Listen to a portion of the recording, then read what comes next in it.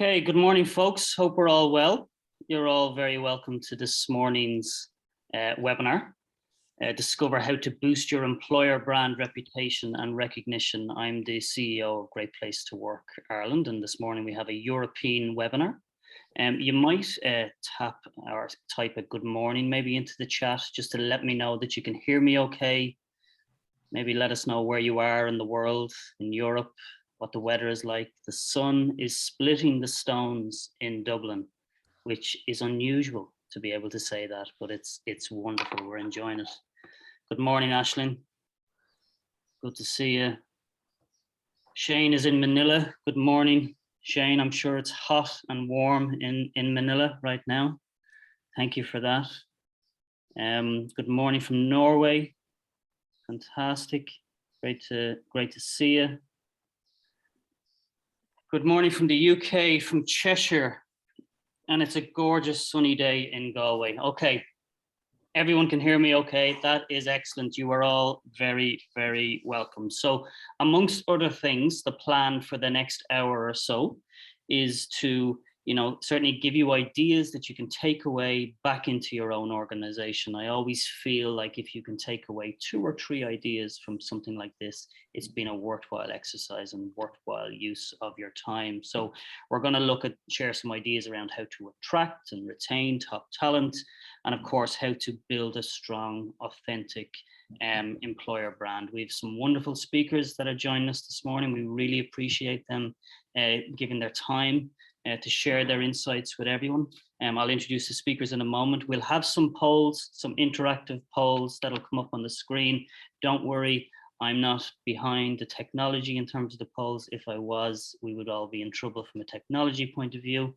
So those polls will pop up on the screen, but feel free to get involved. We want to kind of hear where you're at in terms of your current work experience. And please pop your questions into the chat function, and we'll look to answer your questions as we go. And we really appreciate the questions that we received in advance.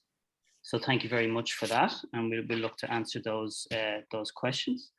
So I think, look, before we sort of go have a chat with the speakers, I thought it would be useful just because we have organizations on the call who are familiar with Great Place to Work. We have organizations that are new to Great Place to Work. So I thought it'd be useful just to share some slides around kind of what the Great Place to Work program is about. So only a few moments on this, but sometimes at the start of your Great Place to Work journey, it's of course important to create a business case for perhaps your leadership team around why you should get involved. And just on the screen, we have some stats and some useful information there. So of course, building an employer brand is good in terms of attracting and retaining your top talents. There is a study that was done in terms of a financial study that compared the performance of Great Place to Work organizations compared to the S&P 500, and you would get 3 times the return if you invested in Great Place to Work companies as opposed to that index. Again, happy to share more details in terms of that financial study. And then sometimes a question that comes up with the leadership team is benchmarking. So I don't know, will we be able to benchmark our results against the best? Will we be able to benchmark our results against similar size? And there's lots of benchmarking opportunities when you become part of the program. And just on the next slide, so I think this is an important piece, right? So what underpins all of Great Place to Work recognition is the employee experience survey. So I think what's unique in terms of this as an employer branding program is that it's the employee voice that dictates in terms of that Great Place to Work brand. So the employee voice is at the heart of the work we do. And the survey that we conduct covers 17 key categories. You can see the categories on the screen here at the moment. So we have questions around communication and involvement, strategy and direction, questions around the sense of team that people feel, the sense of CSR, but 17 categories that the survey covers. So not only is it a branding and a good branding opportunity, you'll also get intel around your workplace culture. What do we do well? What could we do better? And that's a key part of the program.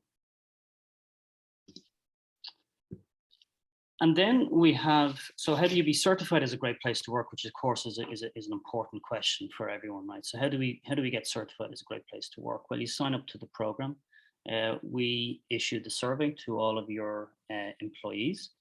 And when we kind of average out all the agrees and strongly agrees, there's a minimum threshold of 65% when we average out all those questions. And once you hit 65% and you submit a culture brief, which is largely an Excel file around some statistics and data around your organization, you can be certified as a great place to work. And that whole process from start to finish can take around six weeks for that to happen. Employer branding, there's lots of definitions out there about what employer branding is. These are just a couple of definitions we've decided to use in terms of this piece. So employer brand is people's perception of you as an employer as distinct from your organization's reputation as a business. So how does the market view you as an employer?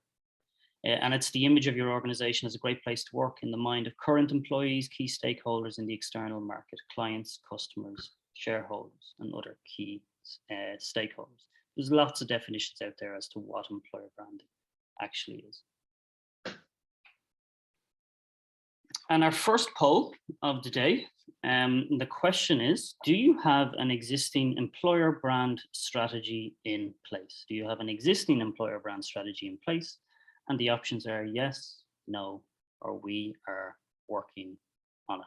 So I'll give you a couple of moments just to complete that poll.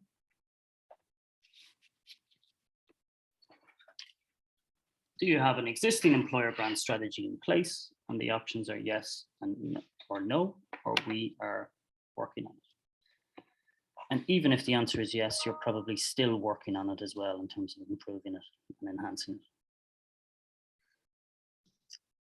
Okay, and the results are in terms of the people that are on the call here today. 24% have said yes. We have 21% that have said no, they don't, and lots of people are working on it. So that's great. You've come to the right call, right? 56% of people are working on their employer brand strategy. So thank you very much for that. And I think we have a second poll.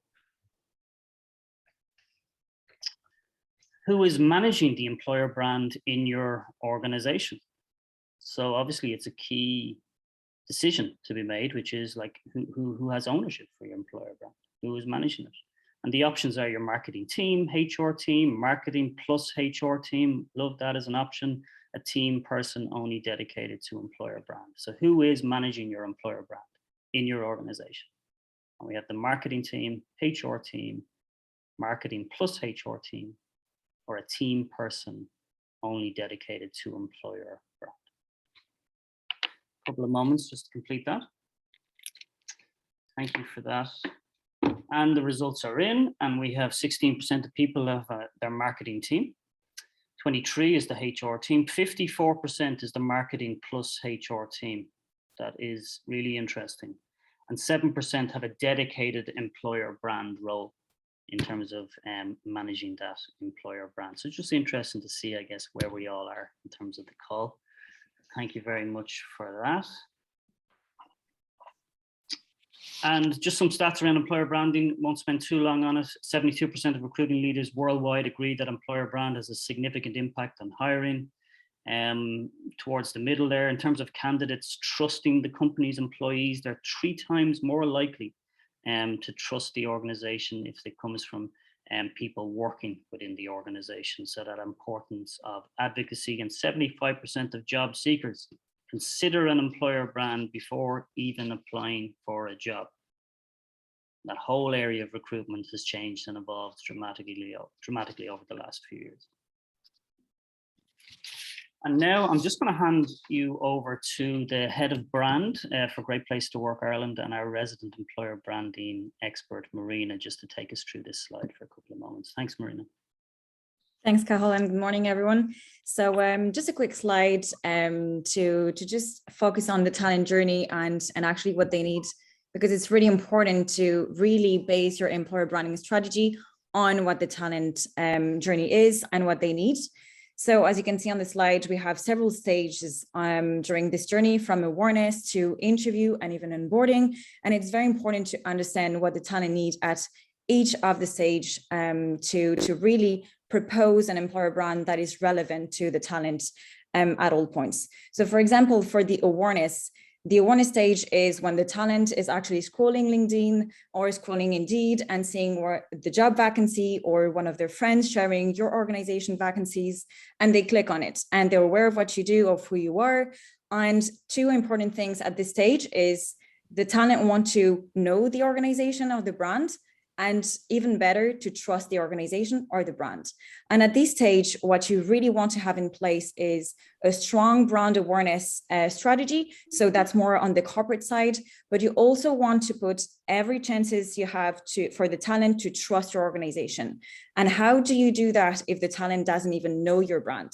So you have kind of two tips that are very important. Is first the refer a friend scheme. So even if the talent doesn't know you as a brand, they might know their friend really well. I hope so. And if they trust their friends and their friends are actually sharing your job vacancies, they might trust your organization much more than even if they don't know you, or they might trust the certification badge, for example, from Great Place to Work. And if they trust the badge and you wear the badge in your employer branding assets, marketing assets, they will trust your organization more than if you don't wear any third-party validation badge or award. So that's very important at this stage. And then when they see that, when they trust you, when they know your organization, they consider applying for your organization. And at this stage, what is really important is to feeding the candidates with what they need to hear. What they need to hear at this stage is when they type the name of your organization on Google search bar, for example, they're going to be hit by Google reviews or your landing page, about us, career section. And there they want to see people like them. They want to see employee advocacy. They want to see authenticity. They want to see what you bring to your employees. They want to really project themselves in your organization. So that's very important. And then if the consideration stage is really well done, they are interested. And so they want to know even more about your organization. They're going to your social media channels, they're going to Glassdoor, the famous one, and they're going to actually call their friends who work for you to actually see, is it really a great place to work? So here you really want all these third-party validations, whether it's the friends, whether it's Glassdoor, to really showcase the best of your culture. So be sure on your social media, on Glassdoor, to really polish all of that and to propose the best of your culture. Then they're very interested, then they want to apply. At this stage, we think it's done as HR marketers, but it's not. That's very crucial. At this stage, the talent needs a very well guidance made from HR or marketing. So they need to know first that they'll be contacted back very quickly and bespoke a response from the recruiter. They need to know what are the next steps of the recruitment, and they need to be guided. So be sure you give a lot of advice to your candidates so they don't feel lost. And then they have submitted their CV and you receive it, you're happy with it, you set an interview with them. And this is the most important moment for the candidates in the interview. They're prepping to actually get an interview with you, and they need to be nurtured. Where they're going to go back to all of these channels they've went before. Indeed, your website, social media, everywhere, to get as many information as they can to nurture and to base their conversation with you. And what you need to do at this stage is to have a very complete about us section with your missions, your values, to show a lot of employee advocacy, and all of these great things are going to nurture the conversation the candidate is having with you at the interview stage. So you really want that to be well done. And I guess if the interview is successful, then the talent will be onboarding. And this is a theme that you want to keep for your candidate's experience and then your employee experience until the offboarding. It's really important at each stage of the journey that you really analyze what the talent needs, what the employee needs, and you kind of try to focus your employer branding on these needs. That's great, Marina. Thank you very much. I think it's so important that we obviously have the talent mindset when we think about employer branding, the talent's way of searching for roles, searching out your brand. It's a really important part of that. So Marina, I really appreciate you sharing that. So just another reminder to people, pop the questions into the chat function and we will look to answer them as we go. So I am delighted to introduce Sam Sheriff. Sam, you're very welcome, the Chief People Officer and has global responsibility for HR and functions. And the organization Symphony Retail AI. Sam, you're very welcome. I see, Sam, from your bio, you're an NLP practitioner. Yes, I am. Which is very interesting. You've had roles across technology, construction, and hospitality. Sam, I know you're busy, so I appreciate you joining us this morning. Thank you so much for inviting me. It's great to be here today to talk to everyone about our journey from our employer brand perspective. And yes, I am an NLP practitioner. I highly recommend it for anybody who's interested. And I'd love to talk to anybody about it if they're interested. So don't hesitate to shoot me a message. I was actually recommending it to a member of my team this week. So yeah. Well, Sam, for those that are unsure what NLP is, could you explain what it is and actually how it helps you in your role? Yeah, so it's essentially a coaching qualification, and I actually took it with it's NLP, and I tapped it on with a neuroscience tap on, so really to understand kind of how the brain learns, how the brain develops, and how we all react to things very differently. And it's really helped me. I think it was a 6-week long program when I took it. With a large group of people many of which I'm still in contact with today. And it's really helped me in terms of, developing relationships in the business at different levels, especially, of course, with the wider senior leadership team as well. And I have to admit, it's also helped me personally as well. It's, really helped me understand myself more, and why I react to things the way I do, how I respond. And how to deal with situations. And like I say, I can't recommend it enough. I've taken so many of the tools from NLP to really help me with myself professionally and personally. Thanks for sharing that, Sam. Appreciate it. I feel like we all need a bit of NLP in our lives, especially at the moment. Sam, the organization itself, again, just for the audience, could you explain the organization, what you do, locations, and all of that, please, Sam? Yeah, sure. So our company is Symphony Retail AI. We build AI-powered end-to-end software solutions for largely grocery retailers and CPGs.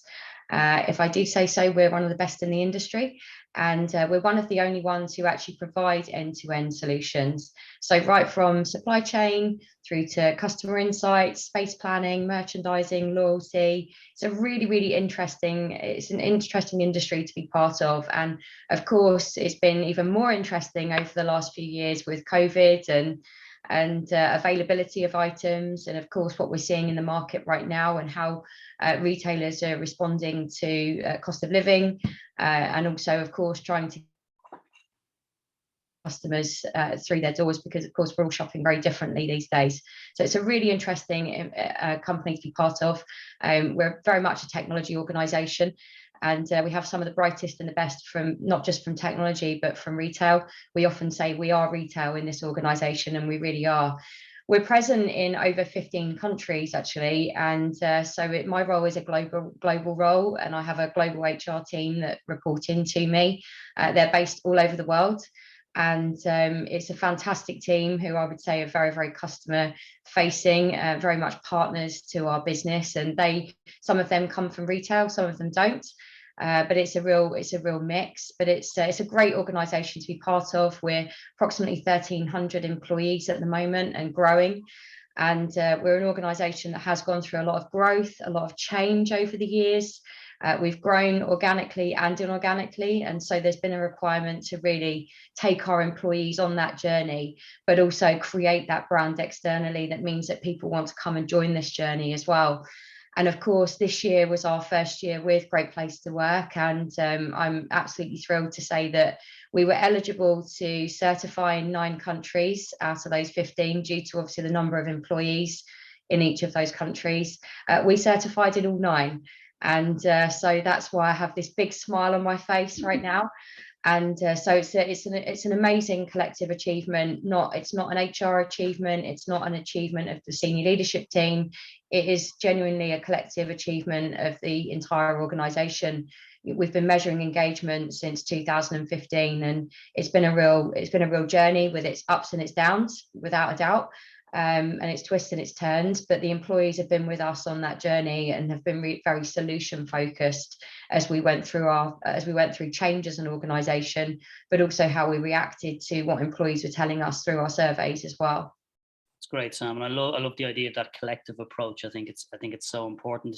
So lots of people on the call are interested in this whole idea of employer branding. Could you give us a sense, Sam, as to the employer brand strategy that you have? How was it developed? How did it come together? So we have an internal employer branding team, and interestingly, one of the questions you just asked was who's managing that. For us, it is a joint effort between our global HR team. So we have members of the global HR team involved, and also our global marketing team as well. They actually meet fortnightly to plan and execute our employer brand strategy. Our head of global recruitment has overall accountability for the strategy, and of course in conjunction with myself, but it is very much a collaborative effort developed in line with what we're trying to achieve as an organization. And being a technology organization, we're obviously trying to recruit the best of the best, so it's really important that our employer brand strategy aligns to that. Fantastic, Sam, and I know you meet fortnightly, and obviously go through kind of progress and all of that. Some of the questions we got in advance, Sam, was around kind of how we measure the effectiveness almost of our employer brand strategy. What metrics have you got in place, Sam, or how do you? So obviously in many ways, analytics is of course the first place in terms of seeing how audiences are engaging with our campaigns through the candidates that we reach out to, but of course who proactively reach out to us wanting to work for a great place to work. And interestingly, also through our customers. So both potential new customers, but also existing ones, because they do know that happy and engaged employees will drive higher customer satisfaction and of course overall quality. So we're seeing that in our pitches that we're involved in, and of course in what our customers say to us day to day. So I would say it's very quantitative and qualitative in terms of the way we measure the effectiveness of our employer brand strategy. Brilliant, Sam. And do you have, not sort of a tagline, but have you done any work around an EVP, sort of an employee value proposition, or kind of when you go to market and communicate the business, is there certain areas that you sort of pull on in terms of this is what it's like as a place to work? It really depends, because of course you need to adapt your strategy. Being a global organization, you do need to adapt your strategy for perhaps different countries, different candidates that you're perhaps pools of candidates that you're trying to attract. So for example, we hire obviously a lot of technology roles. We also hire a lot of customer facing, client facing roles. We hire roles for G&A. And as I say, we hire them globally. So it's really important that you're adapting whatever you do to those countries as well, because as I said, we operate in over 15 countries. So you have to be able to take that global and that local approach. But we do work very closely with our employees to ensure that our strategy and any campaigns are designed with employees in mind, but also with each and every country in mind. And it was interesting what we were just talking about just now on the previous slide around this kind of employer branding journey, and specifically as it relates to referrals. And I was talking with my team this week as I was talking about coming here today, and 22% of our hires in May and June this year have been through employee referrals, which shows that our people are advocating to their networks to come and work here. And we've seen the number of referrals from May through to June double, which is just fantastic. We've always had a very generous referral scheme, which is great. However, referring doesn't always mean that someone does obviously become an employee. And what we're seeing is a much higher conversion rate. And I would say that overall referral rate is increasing as well, because people are just so proud to work for a great place to work. That's great, Sam. And referrals is a great metric as to your culture and how strong your culture is. 22% is a great number and very helpful, I'm sure, when you're growing aggressively as a business. So that's great to see. I know you're across multiple countries, 15 countries at the moment and growing. How do you how do you look to align across countries? Do you have a common approach around employer brand? Is each country allowed kind of tailored for their own market, or how does that work, Sam? Yeah, so it's largely a global approach, but then obviously we do cascade that down as part of our employer branding committee as to what do we need to do at a more local level. However, what I would say, one of the things that we do is, so we have a calendar of employer brand activities for the year. It's developed based on, of course, as I said, what skills we need to attract, how we want to differentiate ourselves as an employer. One of those ways, of course, being a great place to work. But of course, celebrating the uniqueness of our people and how that translates to our customers and our overall goals that we're trying to achieve. So you'll see, for example, this year that we'll be talking much more about our employees and what they said to us during our survey. But you'll also see one very central theme, regardless of whether it's a global or a local level through the campaigns that we execute, and that is our employees. Employees voluntarily get involved with our campaigns, and they are ours and your very best ambassadors. So candidates are, of course, looking for a fantastic employee experience in their next role. And so who better to ask about that than the people who work here? And so we feel it's really important that at a global and a local level, we have our employees involved in our employer brands campaigns.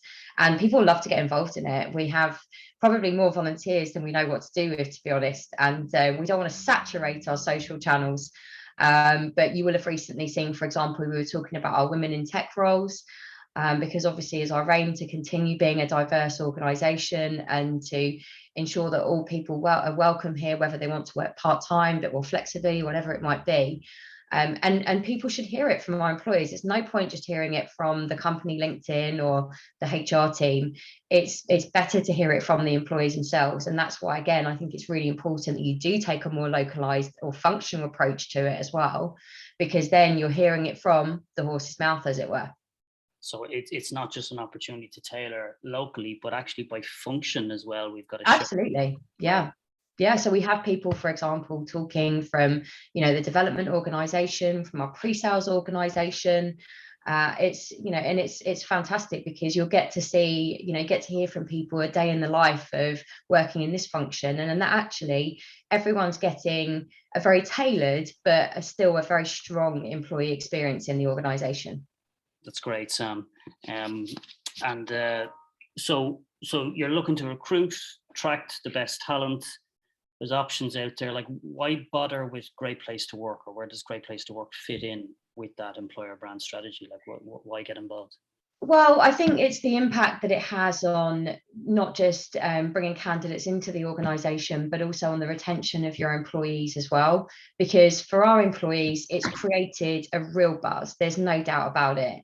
To receive such recognition in so many countries has made everybody feel incredibly proud, myself included.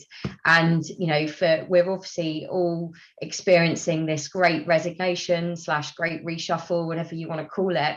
And so there is a level of attrition out there right now. However, what we're seeing is that we've got people who have left who are talking to us about coming back.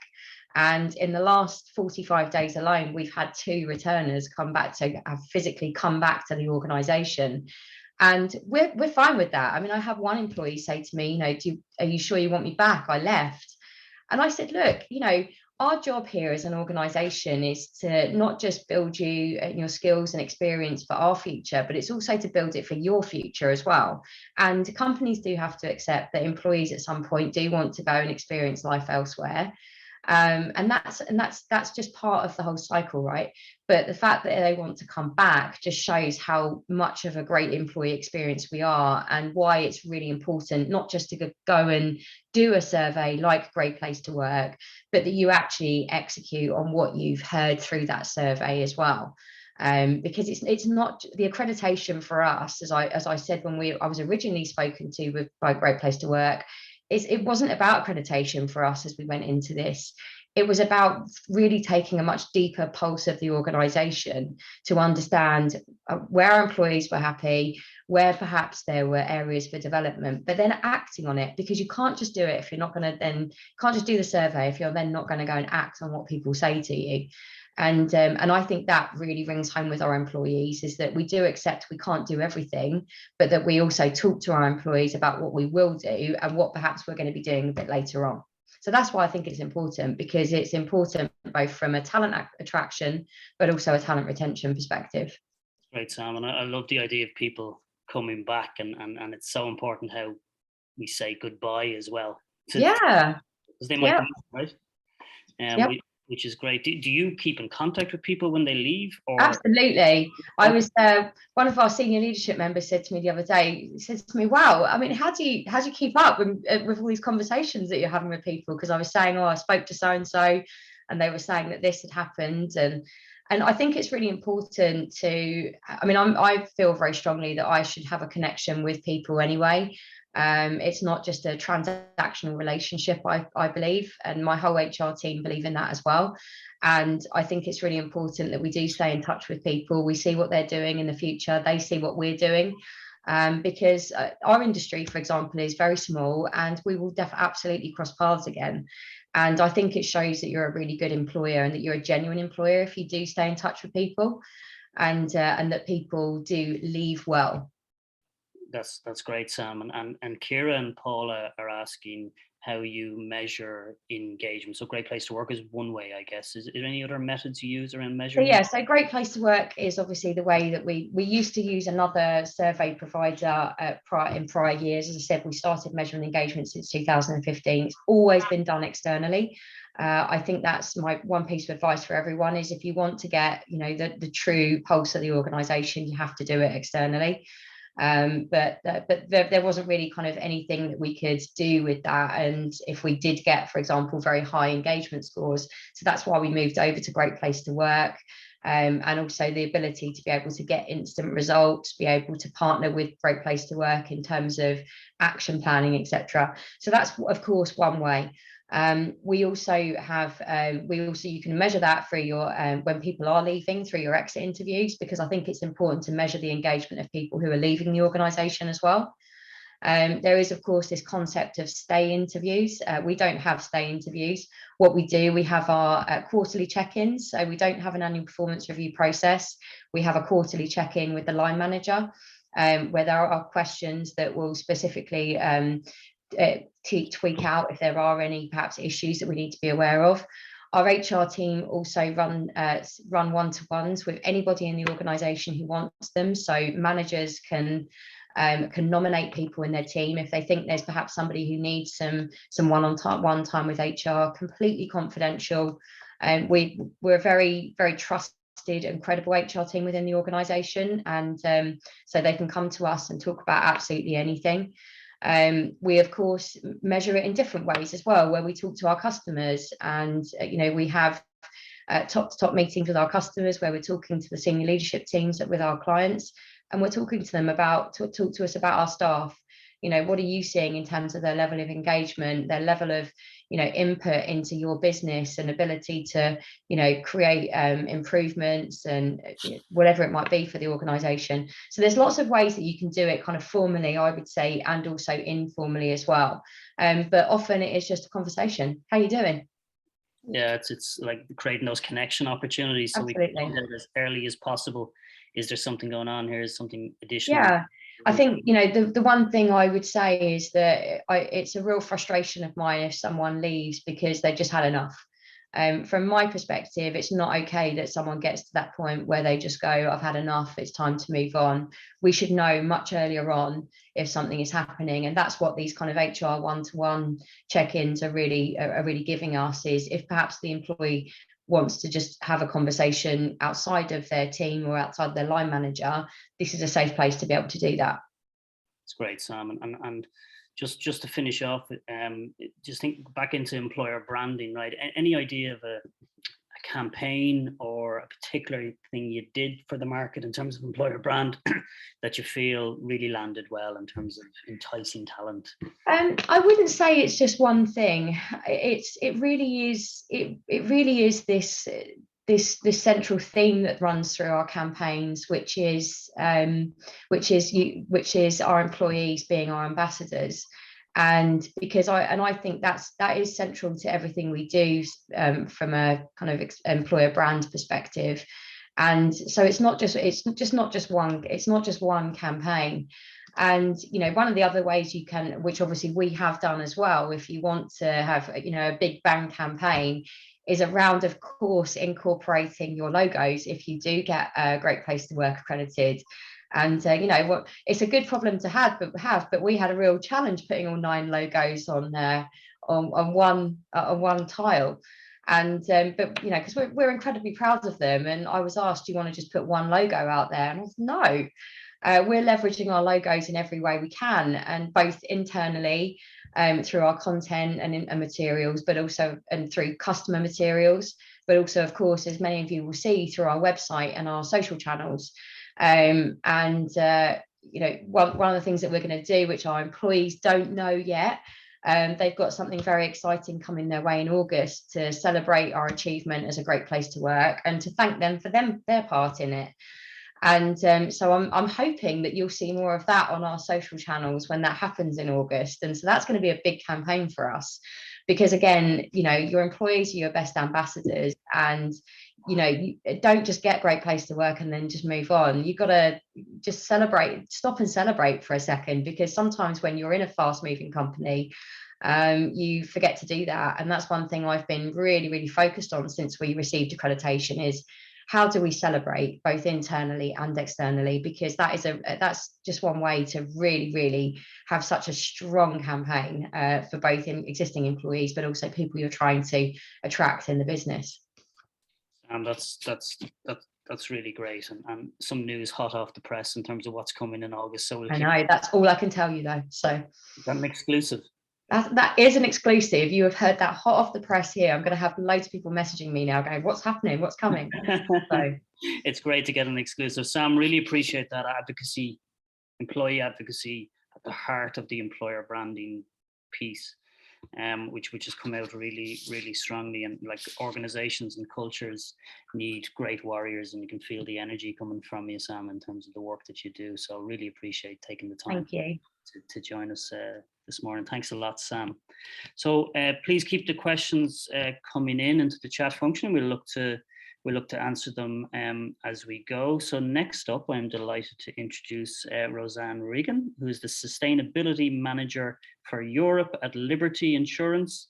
In a previous role, Roseanne was Corporate Comms Manager for Ireland, and Roseanne has played a key role in terms of the European-wide approach for Great Place to Work certification. And I know we got a couple of questions in advance, but how do you coordinate it across many countries, right? And Roseanne has played a key role there. And in a previous life, Roseanne was the communications manager for Ryanair, which is very interesting. Roseanne, you're very welcome.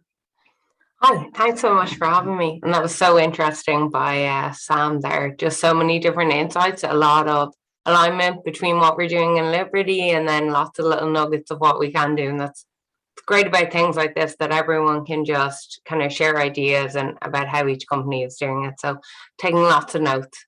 Yeah, and me too, Roseanne. It's like it's that's what it's all about, sharing of ideas, right, and kind of learning from each other, which is a really big part of the Great Place to Work program. So look, really appreciate you taking the time to join us today, and sort of similar question for yourself, Roseanne, just in terms of the employer brand strategy, right? So kind of what strategy have you got in place, and of course that chestnut, how was it developed? Yeah, sure. So just quick background of who we are in Europe. Liberty is part of the Liberty Mutual Insurance Group, and how that operates globally is taking advantage of that global footprint and operating as one global team in every market. And then in 2018, our branches in Europe merged under Liberty Seguros. And this is a multi-country model where, we have one headquarters in Madrid, and we have branches in Portugal, Spain, and Portugal, Ireland, and Northern Ireland. And that means we have one executive team and corporate functions operating across the Western Europe markets.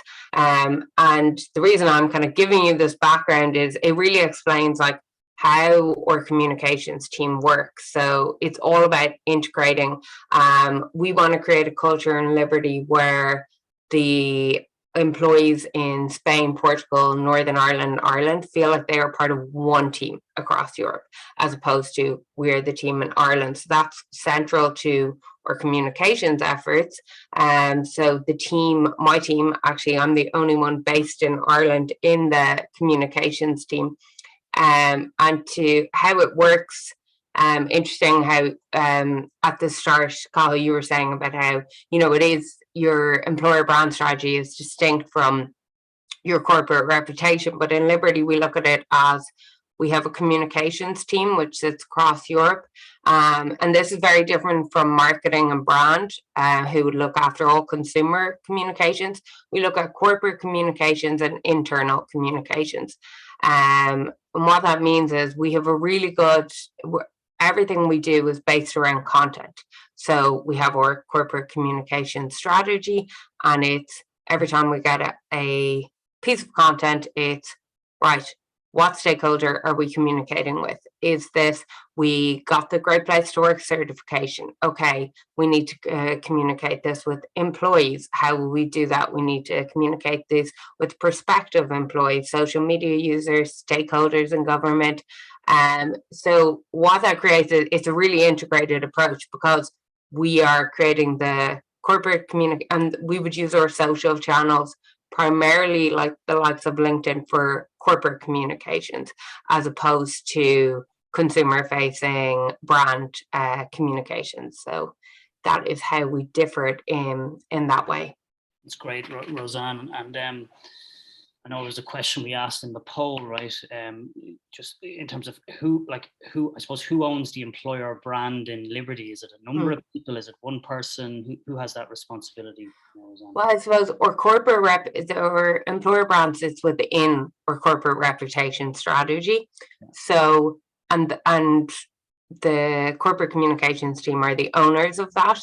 But obviously talent are hugely involved. So we would have, we call it our weekly content room, where we discuss what's coming up over the week, whether that's internal content we need to get out, external, and we try to look at it as just a content centric, where we're not looking at, oh, we've a message to get out to employees. It's like, no, what is the message? And then we decide who to. It sounds quite basic, but it's just a way of reframing everyone's thoughts within the organization.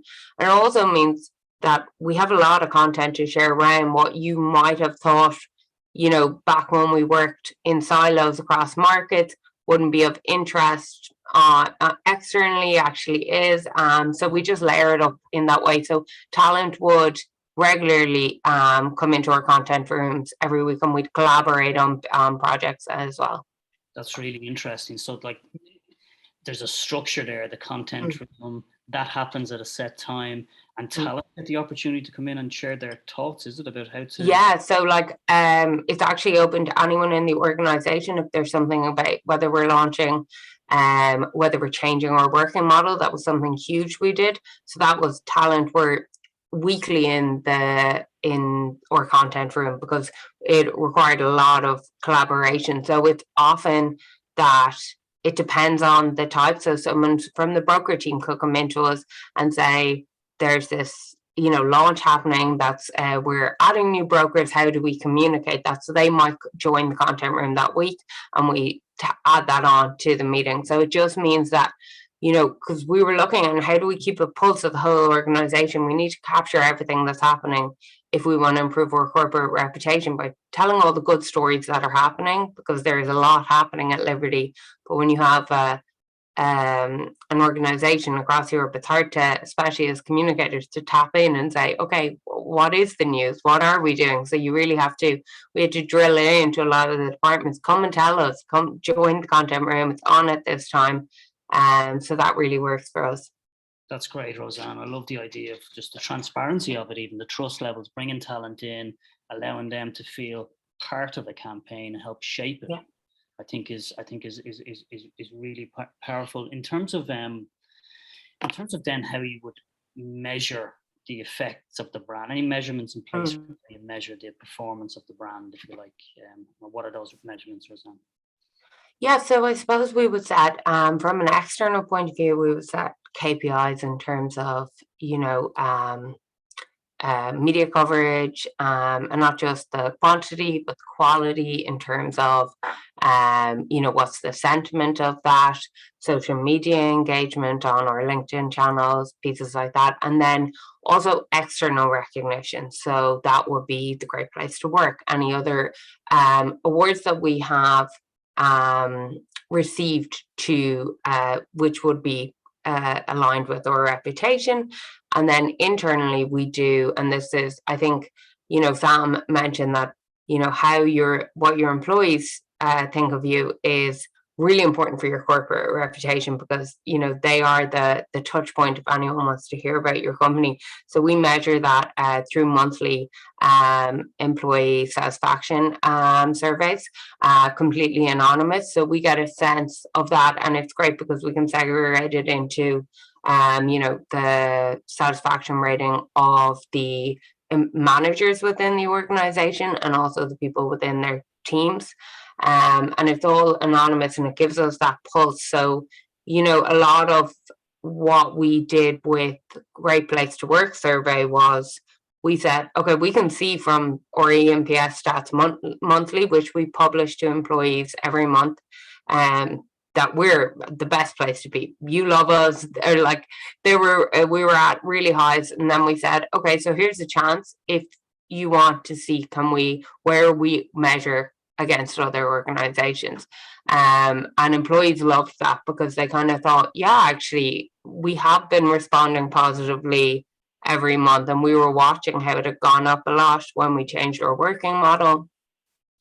So it was just getting that external validation as well as what's happening internally. I think it all just needs to be so integrated because, Marina mentioned at the start of the prospective employee's journey, they're going to go on your social media. They're going to talk to people in the organization. They're going to go on the career section of your website.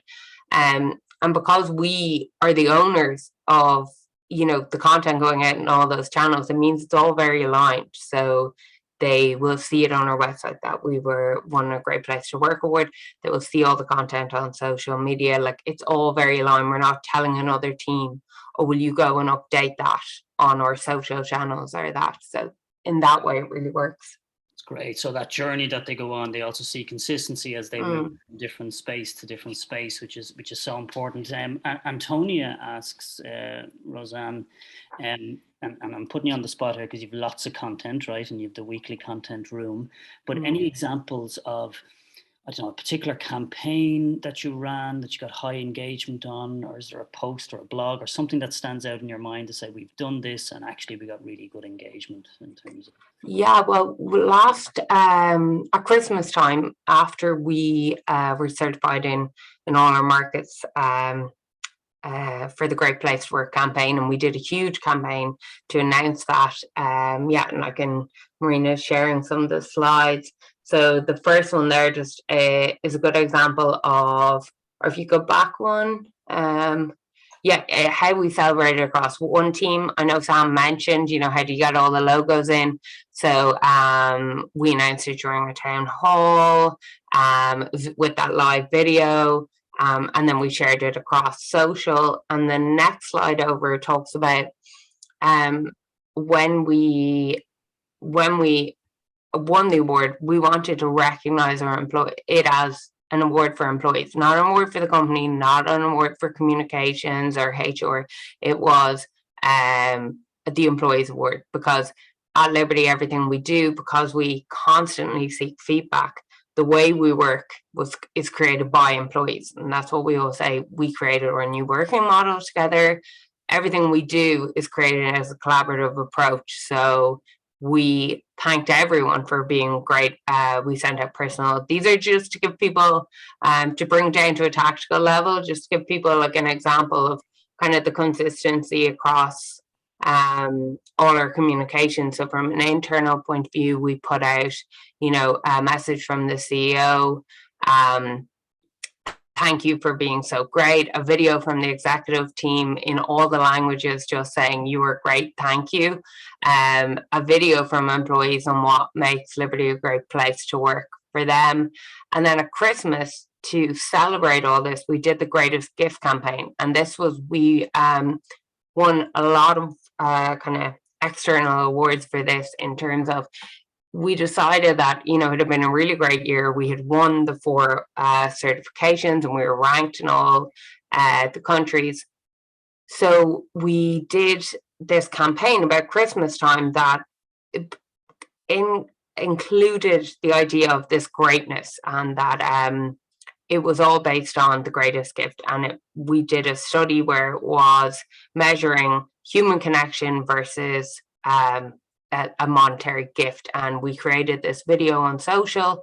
And this was more of a corporate reputation campaign as opposed to a brand one, where we got people in each of the 4 countries, Spain, Ireland, Portugal and Northern Ireland, to do this experiment where we measured their emotions through, like, we had headsets to see what gave the most better response, emotive response, whether it was kind words, human connection, or a gift. So we rolled that video out on social. We shared messages from the CEO saying, you know, to me, you know, it's the people in Liberty that are the greatest gift. Employees obviously got their Christmas gift, and it's just how you can, like, align it across different channels. The experiment video was hugely popular externally, but then internally we had a variation of that content. Yes, we shared that video, but we also tailored it to employees by putting the CEO at the front of it, talking about, you know, what matters most to him. So yeah, it's layers upon layers upon layers, and how you can take the idea from one thing, like receiving the Great Place to Work certification, and using that as a theme for our Christmas campaign. Thanks, Rosanna. People are loving the visuals. Is Okay. there somewhere they can go to see them a bit more, the videos even, or is that possible for them to? Yeah, sure, I can share them with you afterwards. That's great, Rosanna. And they're all on our LinkedIn channels as well. Appreciate. Okay, so get onto the LinkedIn channel as well. Appreciate that. Aisling is working in BMS, Bristol Myers Squibb, so they're sort of a regulated environment, if you like.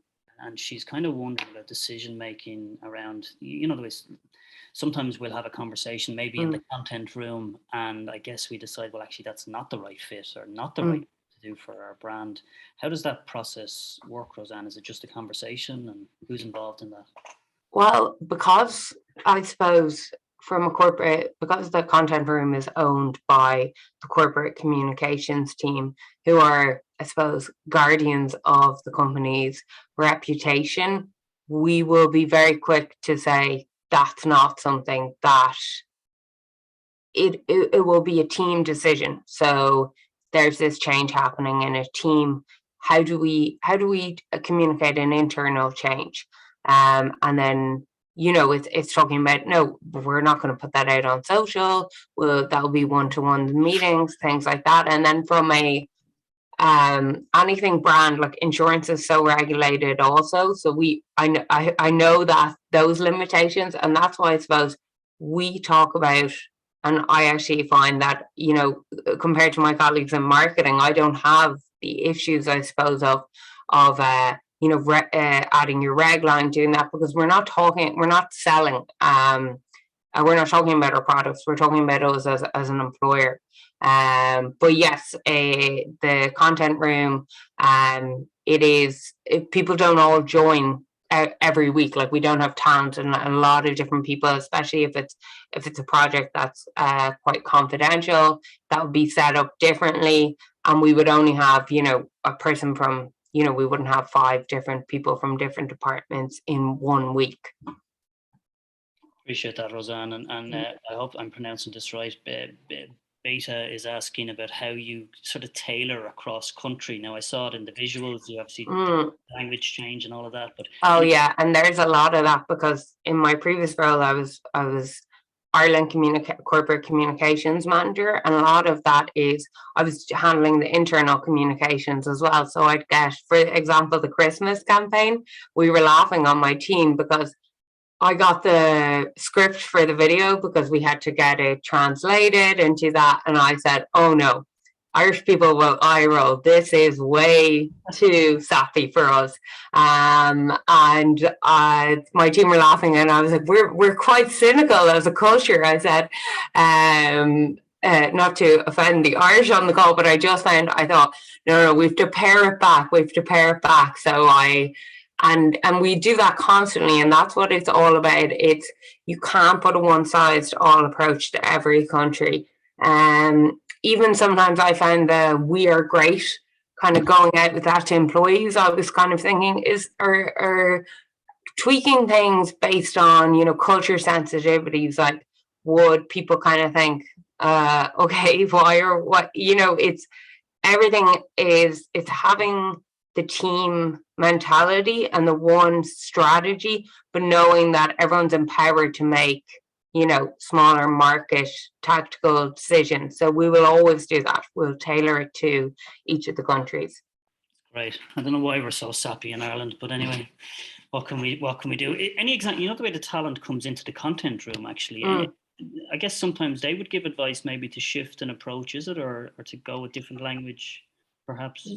Oh yeah, so, and a lot of it's a huge collaborative approach. Like when we decided we were going to do the Great Place to Work certification, comms will come out with the draft of emails to announce to employees that we were going to do this, the plan, how we would announce it. But then before it goes anywhere, talent will be looped in, and not even just looped in, but would work really closely, especially employee engagement on, no, that wording there, we've been doing this for years, so make sure people know that the NPS surveys and their one-to-ones with their managers, and these are all the different ways. So it's never just, we go and write something, our talent goes and writes something.